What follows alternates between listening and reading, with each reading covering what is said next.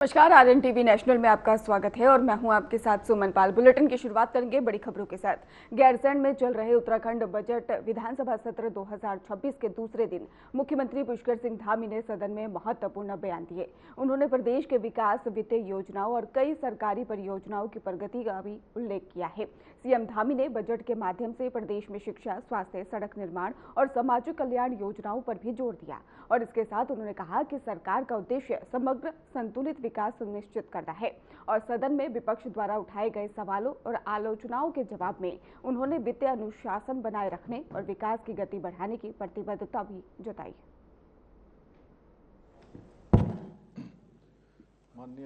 माननीय अध्यक्ष महोदय, आज हम एक ऐसे जननेता का स्मरण कर रहे हैं जिनका जन्म भले ही साधारण परिवार में हुआ, लेकिन उनकी असाधारण नेतृत्व क्षमता, उनके विचार हमेशा प्रासंगिक रहे। उत्तराखंड की राजनीति में उन्हें फील्ड मार्शल के रूप में जाना जाता था, जो उनके संघर्षशील, निर्भीक और दृढ़ नेतृत्व की सच्ची पहचान थी। ऐसे हमारे पूर्व विधानसभा के सदस्य और पूर्व मंत्री स्वर्गीय दिवाकर भट्ट जी को मैं संपूर्ण सदन की ओर से अपनी श्रद्धांजलि एवं भावांजलि अर्पित करता हूं तथा ईश्वर से प्रार्थना करता हूं कि वे दिवंगत पुण्य आत्मा को अपने श्री चरणों में स्थान दें तथा शोक संतप्त परिवार को इस असहनीय दुख को सहन करने की शक्ति प्रदान करें। स्वर्गीय दिवाकर भट्ट जी का व्यक्तित्व हम सब के लिए सदैव ये प्रेरणा देता रहेगा, हमें सिखाता रहेगा कि राजनीति केवल सत्ता का माध्यम नहीं है, बल्कि सेवा और समर्पण का एक मार्ग है, सेवा का माध्यम है। टिहरी जनपद के बड़ियारगढ़ क्षेत्र के सुपार गांव में वर्ष 1946 में जन्मे स्वर्गीय दिवाकर भट्ट जी ने पहाड़ की अस्मिता, अधिकार और स्वाभिमान की रक्षा को ही अपने जीवन का उद्देश्य बना लिया था। उन्होंने मात्र 19 वर्ष की आयु में ही जन आंदोलनों में सक्रिय भूमिका निभानी प्रारंभ कर दी थी। उत्तराखंड राज्य निर्माण के आंदोलन के कठिन दौर में भी जब पहाड़ की आवाज़ को अनसुना किया जा रहा था, तब स्वर्गीय दिवाकर भट्ट जी ने अग्रिम पंक्ति में खड़े होकर आंदोलन को नई ऊर्जा, नई दिशा और उसका नेतृत्व देने का काम किया। वर्ष 1995 का श्रीयंत्र टापू आंदोलन, उसके बाद खैट पर्वत पर किया गया उनका अनशन आज उत्तराखंड आंदोलन के इतिहास में आज भी अद्वितीय उदाहरण के रूप में याद किया जाता है, हमेशा स्मरण किया जाता रहेगा। ट्रेड यूनियन से अपनी पहचान बनाने वाले स्वर्गीय दिवाकर भट्ट जी उत्तराखंड राज्य आंदोलन के सबसे बड़े अगुवा बनकर उभरे थे। BHEL की नौकरी छोड़कर उन्होंने इस आंदोलन की कमान संभाली और ऐसे प्रभावशाली आवाज़ बने कि दिल्ली तक पहाड़ की आवाज़ की पीड़ा उठी। उन्होंने अपने जीवन काल में न केवल राजनीतिक पथ पर चलते हुए समाज और प्रदेश के उत्थान के लिए कार्य किया, बल्कि वंचित वर्गों की आवाज़ को भी सदन और समाज के बीच में हमेशा बुलंद किया। उनका दिया हुआ नारा घेरा डालो डेरा डालो केवल एक नारा नहीं था, बल्कि एक जन आंदोलन की एक प्रभावी रणनीति बन गया था। इसने युवाओं और आम लोगों को संगठित कर जन दबाव की ऐसी शक्ति खड़ी की जिसने पूरे पहाड़ की आवाज़ को पूरे देश तक पहुंचाने का काम किया। राजनीति में उनका प्रवेश भी जमीनी स्तर से हुआ। वर्ष 1983 में वे कीर्तिनगर के ब्लॉक प्रमुख बने। लगभग एक दशक तक लंबा कालखंड इस दायित्व पर उन्होंने जनसेवा का कार्य किया। इसके पश्चात वो जिला पंचायत के सदस्य भी रहे और जनहित के मुद्दों को मुखरता के साथ उठाते रहे। राज्य गठन के बाद वर्ष 2007 में देवप्रयाग विधानसभा क्षेत्र की जनता ने उन्हें अपना प्रतिनिधि चुनकर विधानसभा भेजा। उन्होंने विधानसभा में भी एक सक्रिय, सजग और संघर्षशील विधायक के रूप में अपनी छाप छोड़ी बाद में उन्होंने राज्य सरकार के कैबिनेट मंत्री के रूप में राजस्व, भू प्रबंधन, खाद्य एवं नागरिक आपूर्ति तथा सैनिक कल्याण जैसे महत्वपूर्ण विभागों का सफलतापूर्वक संचालन किया।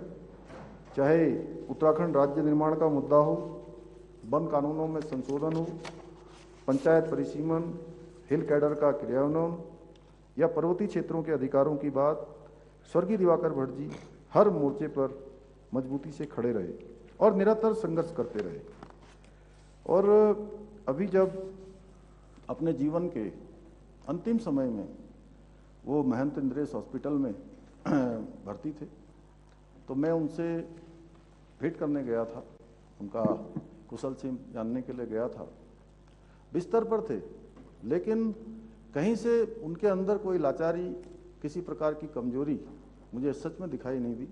और उनके अंदर एक साहस, एक हिम्मत जो हमेशा मैंने उनको देखी काफ़ी लंबे समय से, जो देखते आ रहा था। उस समय में भी जब वो अपने जीवन के अंतिम दिनों में थे, उस समय में भी वो कहीं भी उनकी हिम्मत कम नहीं हो रही थी। वो सच में बताता है कि कठिन समय कितना भी हो, यदि व्यक्ति के अंदर अंदर से मजबूती है तो उसकी मजबूती पूरे जीवन भर बनी रहती है। वे उत्तराखंड क्रांति दल के संस्थापक सदस्यों में से एक थे और लंबे समय तक संगठन तथा राज्य हित के मुद्दों को भी आगे बढ़ाने के लिए सक्रिय रूप से कार्य करते रहे। महत्वपूर्ण पदों पर रहने के बाद भी जो सभी के लिए समाज जीवन में काम करने वाले, राजनीति के क्षेत्र में काम करने वाले सबके लिए एक अनुकरणीय बात यह है कि उनमें जो मैंने देखी कि सदैव एक सादगी और स्पष्टवादिता, कुछ भी बोलने में किसी प्रकार का कोई संकोच नहीं, मन में कोई संकुचन नहीं, सीधे अपनी बात को थ्रो कर देते थे। और स्पष्टवादिता और जनसमर्पण के वो हमेशा प्रतीक बने रहे और उन्होंने हर परिस्थिति में उत्तराखंड राज्य के हित को सर्वोपरि रखा। माननीय अध्यक्ष महोदय, अत्यंत दुख के साथ कहना पड़ रहा है कि 25 नवंबर 2025 को वो हमारे बीच से चले गए, जो हम सभी के लिए तथा उत्तराखंड के लिए, सार्वजनिक जीवन के लिए भी एक अपूर्णीय क्षति है। मैं इस सदन की ओर से दिवंगत आत्मा को श्रद्धांजलि अर्पित करते हुए शोक संतप्त परिवार के प्रति, उनके सभी समर्थक, उनके चाहने वाले, उनके दल के लोग जिनको आघात पीड़ा हुई है, मैं भगवान से प्रार्थना करता हूँ कि भगवान उन सभी को शक्ति प्रदान करे और अपनी गहरी संवेदना व्यक्त करते हुए उनको अपनी श्रद्धांजलि अर्पित करता हूँ। ओम शांति, ओम शांति। और दूसरा भी निधन का, माननीय अध्यक्ष महोदय, सच में आज चूँकि 3 एक साथ हमें श्रद्धांजलि, 3 श्रद्धांजलियाँ यहाँ पर हम लोगों ने करनी है और किसी को भी श्रद्धांजलि देना एक अत्यंत कठिन क्षण होता है, क्योंकि हमारे हृदय में कहीं ना कहीं ये बात रहती है कि हम जिस व्यक्ति को भी हम श्रद्धांजलि अर्पित कर रहे हैं, अब हम जीवन में कभी उनसे नहीं मिल पाएंगे, कभी हमारी उनसे भेंट नहीं होगी। और जब हम किसी अपने साथी को श्रद्धांजलि देते हैं या जिनके साथ हमने काम किया होता है या संबंध रहा होता है, तो उससे अधिक दुख का विषय कोई दूसरा और नहीं हो सकता। जनपद टेहरी गढ़वाल के ग्राम थाती में 8 दिसंबर 1947 को जन्मे स्वर्गीय श्री बलबीर सिंह नेगी जी ने एक साधारण पृष्ठभूमि से निकलकर अपने जीवन में अनेक असाधारण उपलब्धियां हासिल की। उन्होंने अपने जीवन में प्रारंभिक काल से ही जनसेवा के मार्ग को अपनाया और समाज के अंतिम व्यक्ति तक रोशनी पहुंचाने का संकल्प लिया। 1970 के दशक से ही वे टिहरी जनपद के राजनीति में सक्रिय रहे और जीवन के अंतिम क्षण तक जनसेवा और क्षेत्रीय विकास के लिए निरंतर प्रयासरत रहे। स्वर्गीय नेगी जी ने वर्ष 1988 तक भिलंगना में 2 बार ब्लॉक प्रमुख के रूप में कार्य करते हुए स्थानीय विकास की मजबूत नींव रखने में महत्वपूर्ण भूमिका निभाई। इसके अतिरिक्त वे जिला पंचायत सदस्य भी रहे। ग्राम स्तर पर जन समस्याओं के समाधान तथा विकास कार्यों को अत्यंत समर्पण और ईमानदारी के साथ उन्होंने आगे बढ़ाया। माननीय अध्यक्ष महोदय, उन्होंने अपनी उच्च शिक्षा लखनऊ विश्वविद्यालय से BA एवं LLB की उपाधि के रूप में प्राप्त की। छात्र जीवन से ही वे युवाओं की समस्याओं को उठाने, लोकतांत्रिक चेतना को जागृत करने के लिए सक्रिय रहे, जिसने उनके नेतृत्व और संगठनात्मक क्षमता की मजबूत आधारशिला तैयार की। उन्होंने 3 अलग अलग राजनीतिक दलों के टिकट पर विधानसभा का चुनाव जीतकर जनता का विश्वास अर्जित किया, जो उनके व्यक्तित्व, लोकप्रियता और संघर्षशीलता, इन तीनों का ही स्पष्ट प्रमाण है। वे पहली बार 1989 में जनता दल के टिकट पर निर्वाचित हुए। उसके बाद 2002 में राष्ट्रवादी कांग्रेस पार्टी के टिकट पर घनसाली विधानसभा का उन्होंने प्रतिनिधित्व किया। 2007 में कांग्रेस के टिकट पर पुनः विधायक निर्वाचित हुए। स्वर्गीय बलबीर सिंह नेगी जी सरल थे, मिलनसार थे, सहृदय व्यक्तित्व के धनी थे। मेरा भी जब वो 2007 में विधानसभा के सदस्य थे, 2002 में राष्ट्रवादी कांग्रेस पार्टी में थे, दोनों ही समय से मेरा भी उनसे कई बार मिलना हुआ। और मैंने देखा कि हमेशा उन्होंने जो राजनीतिक मतभेद, उसके बावजूद भी वो व्यक्तिगत संबंधों में सदैव आत्मीयता और स्नेह और सौहार्द हमेशा बनाकर रखते थे। उनकी कर्तव्य निष्ठा और संगठनात्मक क्षमता को देखते हुए वो अनेक पदों पर रहे। गढ़वाल मंडल विकास निगम के अध्यक्ष के रूप में भी उन्होंने सेवा की। इसके अतिरिक्त उत्तराखंड विधानसभा की कार्यमंत्रणा समिति, प्राक्कलन समिति, आवास समिति, सार्वजनिक उपक्रम एवं निगम समिति के सदस्य के रूप में कार्य करते हुए उन्होंने सदन की गरिमा और उत्तरदायित्व को सर्वोपरि बनाए रखा। वे मानते थे कि लोकतंत्र केवल एक बहस का मंच नहीं है, बल्कि जनता के प्रति जवाबदेही का एक सशक्त माध्यम है। इसी विचारधारा के साथ उन्होंने न केवल अपने क्षेत्र बल्कि पूरे उत्तराखंड में शासन व्यवस्था में पारदर्शिता, जवाबदेही को मजबूत करने में महत्वपूर्ण योगदान दिया। माननीय अध्यक्ष महोदय, 78 वर्ष की आयु में लंबी बीमारी के पश्चात 26 जनवरी 2026 को देहरादून के कैलाश अस्पताल में उन्होंने अंतिम सांस ली। उनका निधन उत्तराखंड की राजनीति और सार्वजनिक जीवन के लिए एक अपूर्णीय क्षति है। मैं संपूर्ण सदन की ओर से दिवंगत आत्मा को विनम्र श्रद्धांजलि अर्पित करते हुए शोक संतप्त परिवार के प्रति अपनी गहरी संवेदना व्यक्त करता हूं और ईश्वर से प्रार्थना करता हूं कि वो दिवंगत पुण्य आत्मा को अपने श्री चरणों में स्थान दे और परिवार को और उनके सभी साथियों को, सभी शुभचिंतकों को, चाहने वालों को इस दुख को सहन करने की शक्ति प्रदान करे। ओम शांति, ओम शांति। मैं पुरोला विधानसभा क्षेत्र के पूर्व विधायक स्वर्गीय राजेश जुवाठा जी को विनम्र श्रद्धांजलि अर्पित करता हूं। स्वर्गीय श्री जुवाठा जी का जन्म 7 जुलाई 1977 को जनपद उत्तरकाशी के पुरोला क्षेत्र में स्वर्गीय श्री बर्फियालाल जुवाठा जी के घर में हुआ था। स्वर्गीय राजेश जुवाठा जी को जन सेवा के संस्कार अपने परिवार से ही प्राप्त हुए थे। उनके पिताश्री स्वर्गीय श्री बर्फियालाल जुवाठा जी उत्तर प्रदेश सरकार में पर्वतीय विकास मंत्री रहे, जबकि उनकी माताजी श्रीमती शांति जुवाठा जी नगर पालिका विकास नगर की 2 बार अध्यक्ष रही। माननीय अध्यक्ष महोदय, इन संस्कारों को उन्होंने केवल विरासत के रूप में नहीं अपनाया, बल्कि स्वयं जनसेवा के मार्ग पर चलकर सक्रिय रूप से आगे होकर अपनी विरासत को भी आगे बढ़ाने का काम किया। वर्ष 2002 से लेकर 2007 तक वे पुरोला क्षेत्र से क्षेत्र पंचायत सदस्य रहे। इस दायित्व का निर्वहन करते हुए उन्होंने जमीनी स्तर पर विकास कार्यों को गति प्रदान की। ग्रामीण समस्याओं, मूलभूत सुविधाओं, स्थानीय आवश्यकताओं को उन्होंने निकट से समझा तथा उनके समाधान के लिए निरंतर प्रयास किया। इसी जनसंपर्क और सक्रियता के बल पर स्वर्गीय श्री राजेश जुवाठा जी वर्ष 2007 में पुरोला विधानसभा क्षेत्र से उत्तराखंड विधानसभा के सदस्य निर्वाचित हुए। एक युवा, ऊर्जावान और जन सरोकारों के प्रति पूर्ण रूप से प्रतिबद्ध जनप्रतिनिधि के रूप में उन्होंने अपने क्षेत्र की समस्याओं को सदन में पूरी मजबूती के साथ उठाया। इसके अतिरिक्त वर्ष 2007-8 में प्राक्कलन समिति के सदस्य रहे। वर्ष 2008 से 2010 तक अनुसूचित जाति, जनजाति एवं विमुक्त जाति संबंधी समिति के सदस्य के रूप में कार्य करते हुए उन्होंने वंचित और पिछड़े वर्ग की आवाज़ को सशक्त करने में महत्वपूर्ण भूमिका निभाई। स्वर्गीय श्री जुवाठा जी के अपने सरल, ईमानदार और मिलनसार व्यक्तित्व के लिए वो जाने जाते थे। उनके निवास के द्वार हमेशा आमजन के लिए खुले रहते थे। वो हर व्यक्ति की समस्या को अत्यंत संवेदनशीलता के साथ सुनने के लिए सदैव तत्पर रहते थे। माननीय अध्यक्ष महोदय, ऐसा व्यक्तित्व जो जीवन पर्यंत अपने क्षेत्र की जनता के लिए कार्य करता रहा। 22 दिसंबर 25 को की रात्रि को हृदय गति रुक जाने के कारण मात्र 48 वर्ष की अल्प आयु में वह हमेशा के लिए हम सभी से दूर चले गए। उनका असमय निधन न केवल उनके परिवार के लिए बल्कि उत्तराखंड के राजनीतिक और सामाजिक जीवन के लिए भी एक अपूर्णीय क्षति है। स्वर्गीय जुवाठा जी ने एक जनप्रतिनिधि के रूप में जनता के बीच में जो अपनी अमिट छाप छोड़ी, वो हम सभी को प्रेरित करने का कार्य करेगी।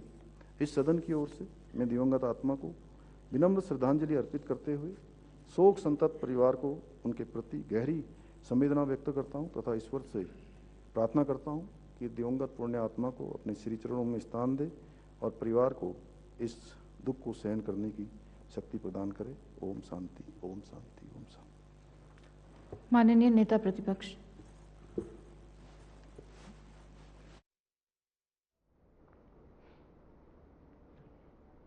गैरसैंण में चल रहे विधानसभा सत्र के दौरान उत्तराखंड कांग्रेस के कार्यकर्ता भराड़ीसैंण कूच के लिए पहुंचे, लेकिन दिवाली खास के पास में ही बैरियर पर पुलिस ने उन्हें रोक दिया और कांग्रेस नेता गणेश गोदियाल के नेतृत्व में ही पूर्व मुख्यमंत्री हरीश रावत और पूर्व कैबिनेट मंत्री हरक सिंह रावत सहित हजारों कार्यकर्ता प्रदर्शन में शामिल हुए।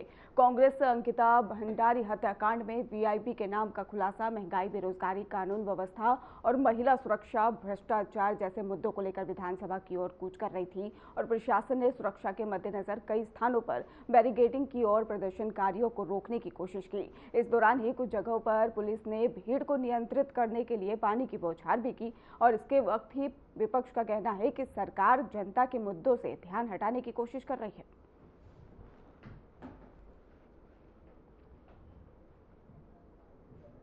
गैरसैंण में विधानसभा सत्र के दौरान ही उत्तराखंड कांग्रेस के कार्यकर्ताओं का कूच रोक दिया गया और कांग्रेस अध्यक्ष गणेश गोदियाल के नेतृत्व में पूर्व मुख्यमंत्री हरीश रावत और पूर्व कैबिनेट मंत्री हरक सिंह रावत सहित हजारों कार्यकर्ता महंगाई, बेरोजगारी, कानून व्यवस्था और महिला सुरक्षा और भ्रष्टाचार जैसे मुद्दों को लेकर विधानसभा की ओर बढ़ रहे थे।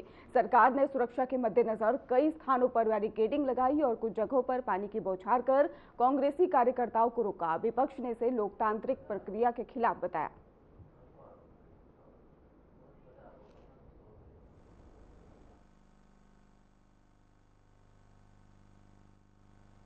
इनका बजट है, महिलाओं की समस्याएं। आज आप पौड़ी जिले में आज एक जंगली बाघ ने आज फिर एक को अपना शिकार बनाया है। इतना कभी नहीं हुआ है। ये भाजपा की सरकार में जंगली जानवरों ने पूरे पहाड़ में जो है अपना आतंक मचा रखा है। मैदान में अपराधियों ने हत्याएं हो रही है और पहाड़ में जो है जंगली जानवर हत्याएं कर रहे हैं।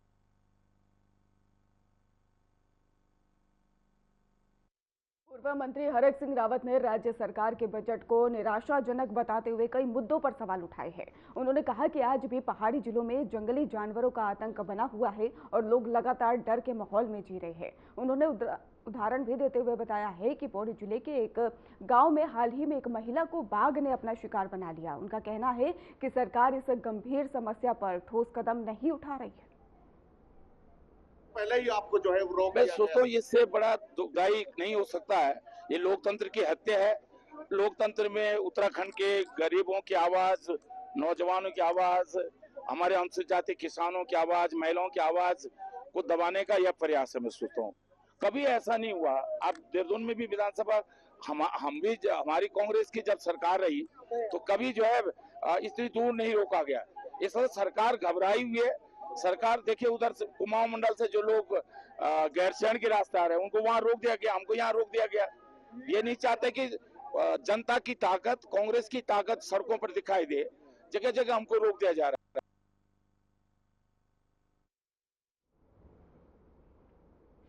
देहरादून में अखिल भारतीय महिला कांग्रेस की प्रदेश अध्यक्ष ज्योति रौतेला के नेतृत्व में महिला कांग्रेस कार्यकर्ताओं ने रसोई गैस के लगातार बढ़ते दामों के खिलाफ में विरोध किया है।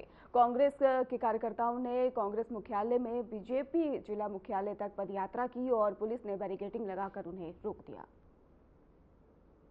और इसके साथ ही आपको बता दें कि विरोध के दौरान ही महिला कांग्रेस कार्यकर्ताओं ने प्रतीकात्मक रूप से गैस सिलेंडर की बढ़ते दामों और चूल्हे पर रोटी और सब्जी बनाकर महंगाई का संदेश दिया है। उन्होंने कहा कि केंद्र सरकार की नीतियों से आम जनता और महिलाओं पर भारी आर्थिक बोझ बढ़ रहा है।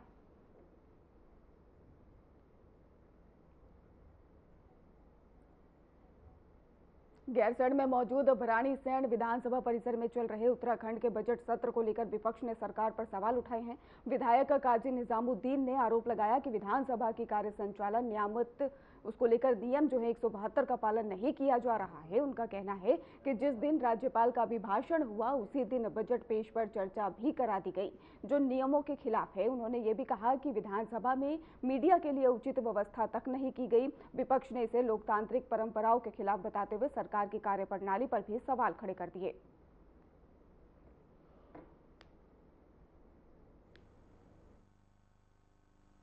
कार्य संचालन नियमावली है जिससे सदन चलता है। ये हमको हर बार विधायक जो भी को चुना जाते हैं उनको विधानसभा अध्यक्ष की तरफ से ये मिलता है ताकि सदन इसके हिसाब से चले। इसमें साफ साफ मेंशन है, मैंने एक दिन प्रेस कॉन्फ्रेंस में बोला था कि नियम 172 के अब राज्यपाल के अभिभाषण पर 4 दिन चर्चा होगी, फिर जिस दिन बजट पेश होगा उससे 2 दिन तक चर्चा नहीं होगी और फिर उसके बाद 4 दिन चर्चा होगी, फिर कटौती प्रस्ताव पर भी 15 + 4 दिन, एक आध 2 दिन इधर उधर। लेकिन ये क्या है कि उसी दिन राज्यपाल का अभिभाषण, उसी दिन बजट, उसी दिन फिर आप लोग चर्चा, और एक आवाज चौथा स्तंभ के सामने विपक्ष और सत्ता पक्ष दोनों उठाया करते हैं। एक पोडियम बनता है, ये भी एक प्रक्रिया है। आज पहली बार मैं भी देख रहा हूं पिछले 25 साल में कि आप लोगों से बात करने के लिए कोई एक प्लेटफॉर्म नहीं बनाया इन्होंने। तो मेरा एक आग्रह है माननीय मुख्यमंत्री जी से, आज मैं ये नियमावली अध्यक्ष महोदया से भी, हमें प्रकाश पंजी बहुत याद आ रहे, अगर वो आज भारतीय जनता पार्टी में होते सरकार चलाते हुए तो वो ये आज लोकतंत्र की हत्या ना होने देते।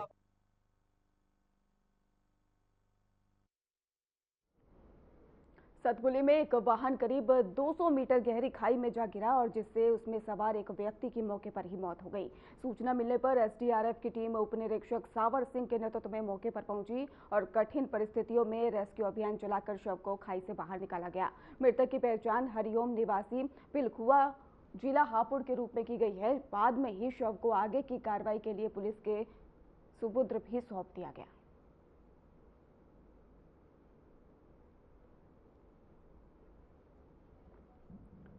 फिलहाल खास बुलेटिन में बस इतना ही। आप देखते रहिए आर्यन टीवी नेशनल।